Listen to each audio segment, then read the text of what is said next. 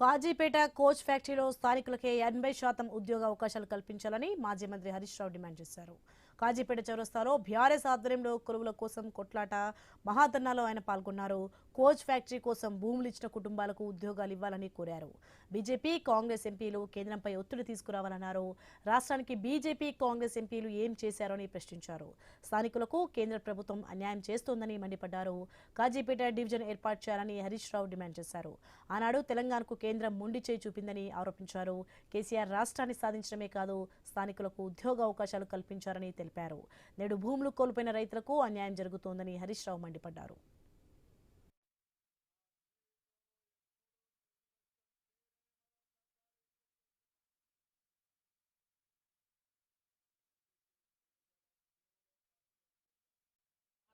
ఆనాడు మా ఉద్యోగాలు మాకు కావాలనే తెలంగాణ ఉద్యమం వచ్చింది. కేసీఆర్ గారు రాష్ట్రాన్ని సాధించడమే కాదు స్థానికులకు 95% ఉద్యోగాల్లో వాటా కల్పించిండు ఆ రోజు కేసీఆర్ గారు. కేసీఆర్ గారు రాష్ట్రపతి ఉత్తర్వులను సవరించి అన్ని రాష్ట్ర ప్రభుత్వ ఉద్యోగాల్లో ఏ జిల్లా ఉద్యోగాలు ఆ జిల్లా బిడ్డలకే 95% దక్కే విధంగా రాష్ట్రపతి ఉత్తర్వులను సాధించింది నాడు బీఆర్ఎస్ ప్రభుత్వం.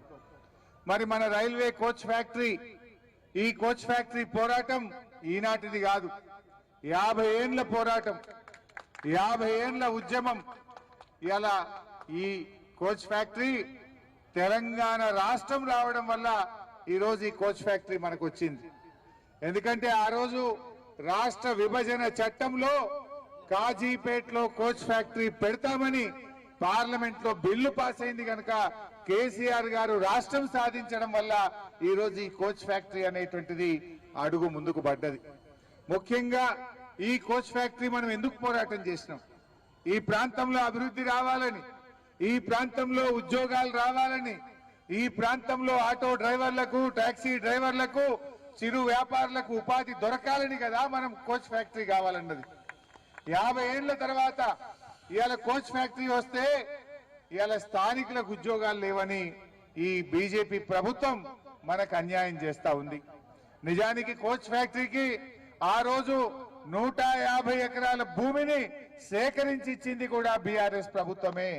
ఆ 150 ఎకరాలు దేవాదాయ శాఖ భూములుంటే హైకోర్టు పర్మిషన్ తీసుకొని దేవాదాయ శాఖకు డబ్బులు చెల్లించి ఈ కోచ్ ఫ్యాక్టరీకి భూములు ఇచ్చింది బీఆర్ఎస్ ప్రభుత్వం. భూములు ఇవ్వడమే కాదు సత్వరమే ఇది ప్రారంభించాలని ఒత్తిడి తెచ్చాం. అప్పటి కేంద్ర రైల్వే శాఖ మంత్రులను కలిశాం. బీఆర్ఎస్ ఎంపీలు పార్టీలో ఆ పార్లమెంట్ లో లేవనెత్తడం జరిగింది.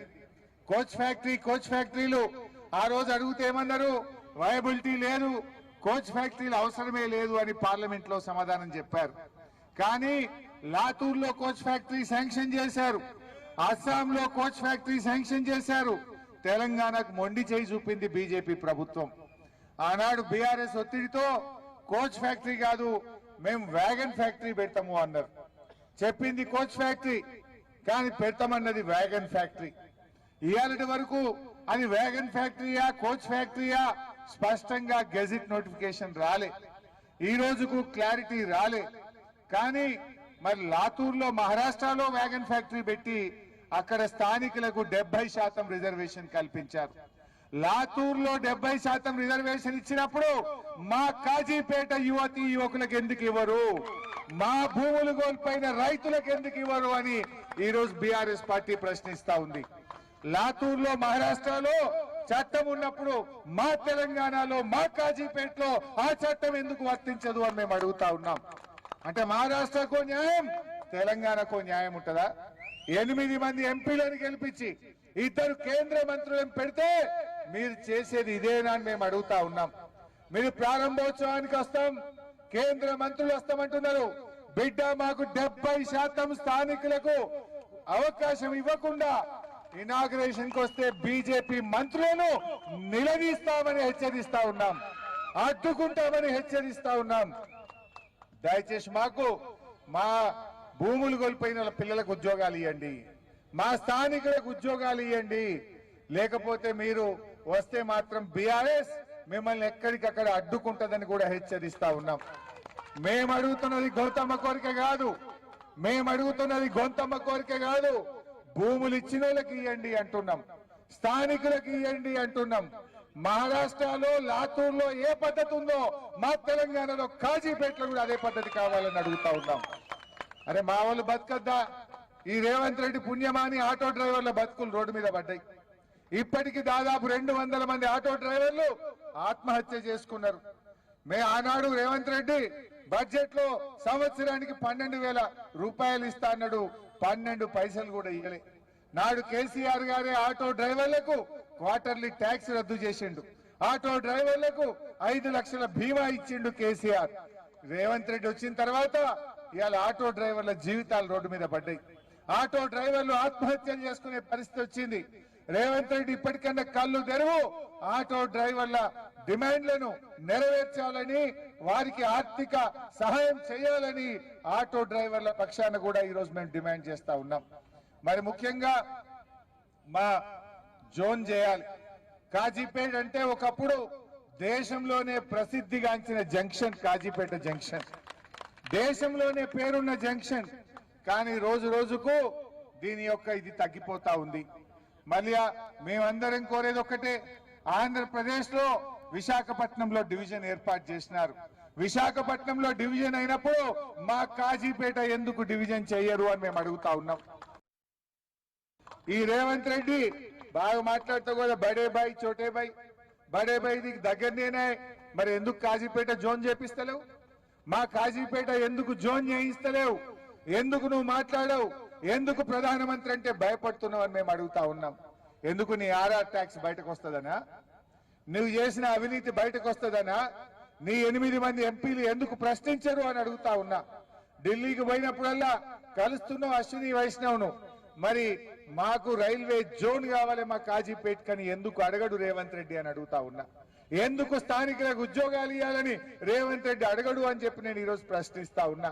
ఇక్కడ ఎంపీగా గెలిచిన కావ్య గారు, ఇక్కడ గెలిచిన 8 మంది కాంగ్రెస్ ఎంపీలు, 8 మంది బీజేపీ ఎంపీలు ఎందుకు పార్లమెంట్ స్తంభింపజేయరు అని నేను అడుగుతా ఉన్నా.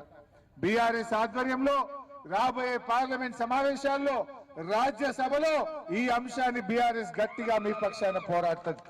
అవసరమైతే మా వినయ్ భాస్కర్ గారు మా పార్టీ నాయకులందరినీ తీసుకొని వెళ్లి అశ్విని వైష్ణవ్ రైల్వే మంత్రిని కలుస్తాం, స్థానికులకు ఉద్యోగాలు ఇవ్వాలని ఢిల్లీలో మెమోరాండం కూడా ఇస్తామని చెప్పి కూడా తెలియజేస్తా ఉన్నా. మీ పోరాటానికి బీఆర్ఎస్ సంపూర్ణ మద్దతు ఉంటుంది. ఈ కోచ్ ఫ్యాక్టరీ రావడానికి భూములు ఇచ్చింది ఈనాడు బీఆర్ఎస్ ప్రభుత్వం. ఇవాళ ఉద్యోగాల కోసం పోరాడుతున్నది బీఆర్ఎస్ ప్రభుత్వం. ఖచ్చితంగా స్థానికులకు ఉద్యోగాలు దక్కాల్సిందే. ఈ నిర్ణయం జరగకుండా రైల్వే కోచ్ ఫ్యాక్టరీపై గెజిట్ నోటిఫికేషన్ కూడా రావాలి. ఇది కోచ్ ఫ్యాక్టరీయా లేదు వ్యాగన్ ఫ్యాక్టరీయా, దీని సంగతి కూడా తేలాలి. ఇది కోచ్ ఫ్యాక్టరీ అని గెజిట్ నోటిఫికేషన్ ఇవ్వండి. ఆ రోజు చెప్పిండ్రు 10,000 మందికి ప్రత్యక్షంగా పరోక్షంగా ఉద్యోగాలు దొరుకుతాయి అన్నారు. అసలు దొరికే ఉద్యోగాలు ఎన్ని, అందులో స్థానికులకు ఎన్ని ఇస్తారు, భూములు పోయిన వాళ్ళకి ఎన్ని ఇస్తారు, ఒక స్పష్టంగా చెప్పాలని చెప్పి కోరుతా ఉన్నాం. మీరు బీహార్ నుంచి తెస్తాం లేదా ఇంకెక్కడి నుంచో తెస్తాం, మాకు స్కిల్ లేబర్ కావాలంటే స్కిల్ ఇన్స్టిట్యూట్ పెట్టి ఇక్కడ ట్రైనింగ్ సెంటర్ పెట్టి ఇక్కడ మా పిల్లలకు ట్రైనింగ్ ఇచ్చి మా పిల్లలకు ఉద్యోగాలు ఎవడొద్దంటుండే పెట్టంగా. మా పిల్లలు ఐటీఐలు చదివిండ్రు, మా పిల్లలు పాలిటెక్నిక్ చదివిండ్రు, మా పిల్లలు ఇంజనీరింగ్ చదివిండ్రు. నీకు ఎట్లా కావాలంటే అట్లా మెరికల్ లాంటి పిల్లలు ఉన్నారు. మా తెలంగాణ పిల్లలు ప్రపంచమంతా పనిచేస్తున్నారు. అమెరికాలో, యూరోప్ లో, లండన్ లో ఎక్కడ చూసినా తెలంగాణ పిల్లలే ఉన్నారు. ఇక్కడ మాత్రం మా పిల్లలు వెనక్కిరారా? ఇది బీహార్కి వెళ్ళి తెస్తావు. నీకు ట్రైనింగ్ ఎట్లా కావాలంటే అట్లా ట్రైనింగ్ ఇయ్యను. మా పిల్లల్ని రిక్రూట్ చేయి, ట్రైనింగ్ ఇచ్చి ఉద్యోగాలు. లాతూర్లో ట్రైనింగ్ సెంటర్ పెట్టినావు కదా, లాతూర్లో ఉద్యోగాలు